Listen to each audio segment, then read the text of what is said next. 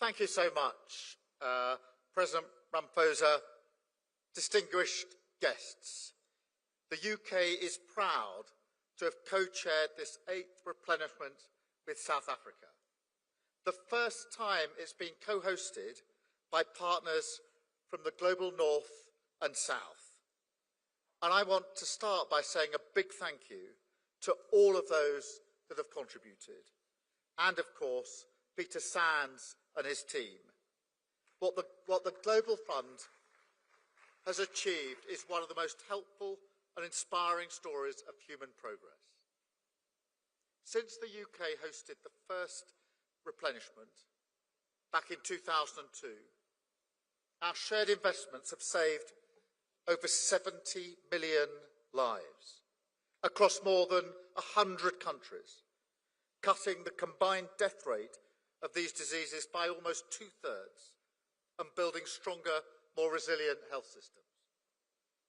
Just think of what that has meant for millions of families, the children growing up with their parents, the parents not having to bury their own children, the hope of a future where once there was a death sentence. Yet, heartbreakingly, malaria still kills a child under 5 years of age every minute. Just think about that. 4,000 adolescent girls and young women still contract HIV every week. TB remains the world's single deadliest infectious disease, even though we've had a cure for almost a century. And the rise of antimicrobial resistance even threatens some of the progress that we thought we'd made. So let me address very directly what many of us are feeling right now. How do we win this fight when countries like my own are having to make difficult decisions on our development spending? Well, first, even when we make these decisions, we can choose to prioritise global health and to prioritise organisations like the Global Fund, with a clear ability to maximise the effectiveness of the money given to it.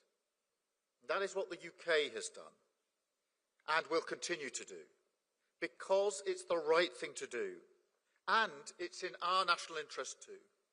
No one is safe from disease until everyone is safe from disease.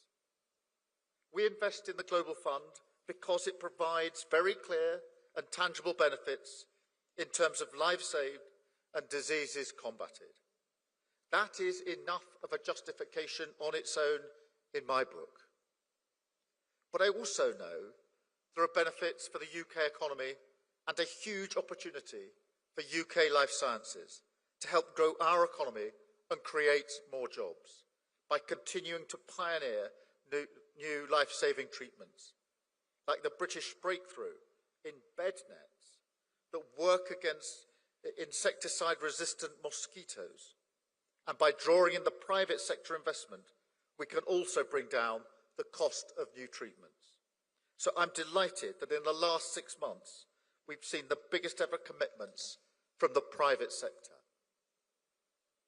Second, we have got to reform the global health system.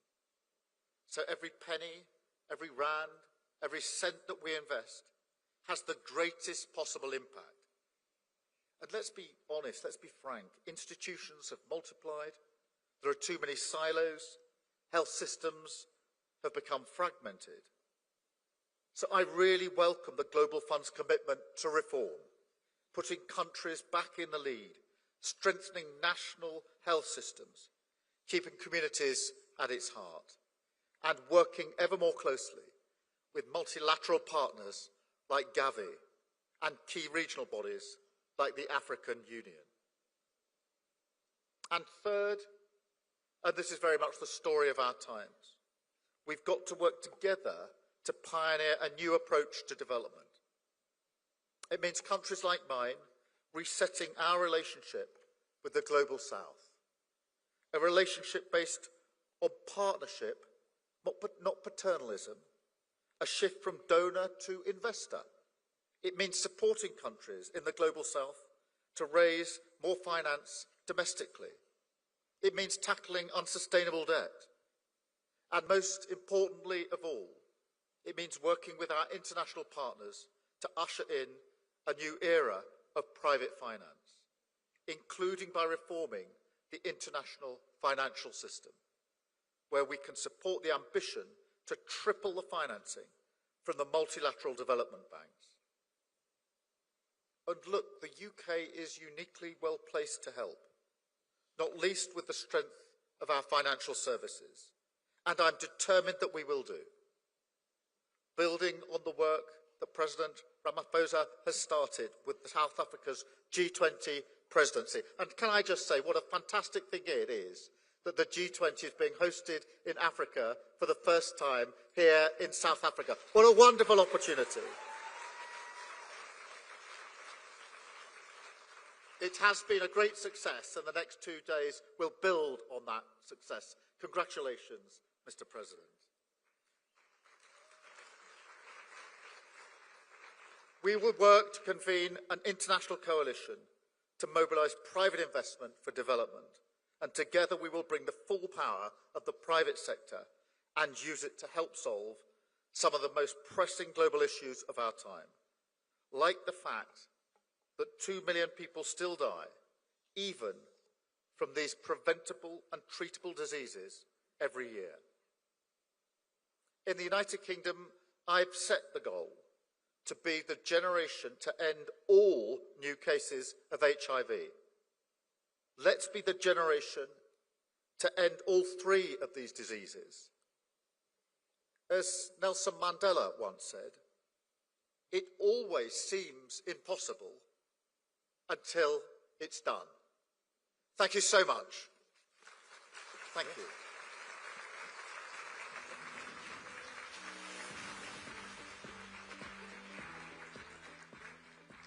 Prime Minister, thank you very much indeed. Prime Minister Starmer, thank you very much indeed. President Ramaphosa, we're talking about ushering in a new era. We now turn to a series of transformative pledges and commitments from global leaders, announcements that will shape the future of global health and demonstrate the strength of our shared resolve. Please welcome to the stage the Prime Minister of Norway. Do we have the Prime Minister of Norway in the room? I believe we do. Yes, sir. Thank you very much indeed, Prime Minister of Norway.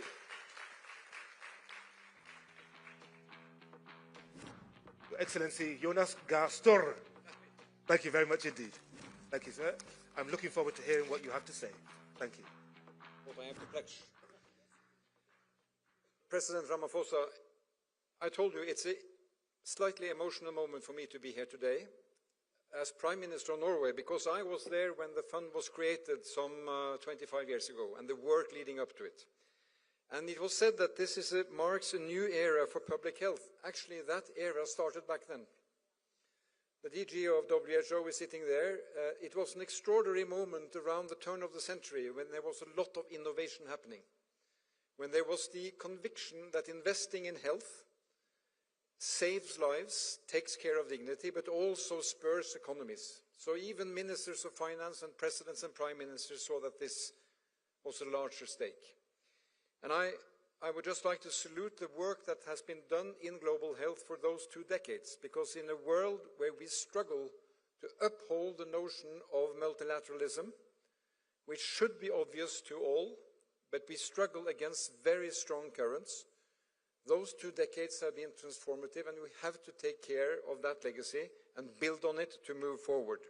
That's my short personal note, because I think this is absolutely extraordinary. And to all of you in the Global Fund, thank you for the public service you are offering.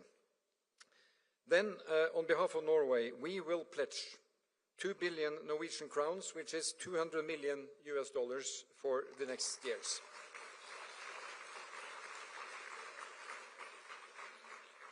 And likewise, we have contributed to Gavi for the same periods. And we invest in the Global Fund for the precisely reasons I have expressed. I'd like to take this opportunity to make just 3 points, 3 inputs. First, we are concerned that women's and girls' sexual and reproductive rights are under pressure. That money, very little money, which makes huge impact, is being taken away, and it is hurting these people, the girls and the women, in a very harsh way. Poverty is striking women harder than men, we know. So this is a trend we really have to work and safeguard the progress. The other issue in the transformative time, we have to work on the global health architecture to make it optimal. That WHO has to cut its budget significantly because one country is pulling back money is very serious for all of us. So now we have to come together and see how we can make the best of the rest. And thirdly, better global health, as always, begins at the local level. So how do we make health systems adaptive and have enough people there to offer the services that can really make the difference in these 3 major diseases, but also beyond? We need to expand primary care. That's where it starts. That way we reach the vulnerable mother, either with the bednet or with introducing how you deal with the diseases of under 5. There is a Lusaka agenda which emphasizes this, mobilizing finance, and we have to support all of that. So, Mr. President, thank you for convening us for G20 on the African continent and also for this tremendous Replenishment Summit. Thank you.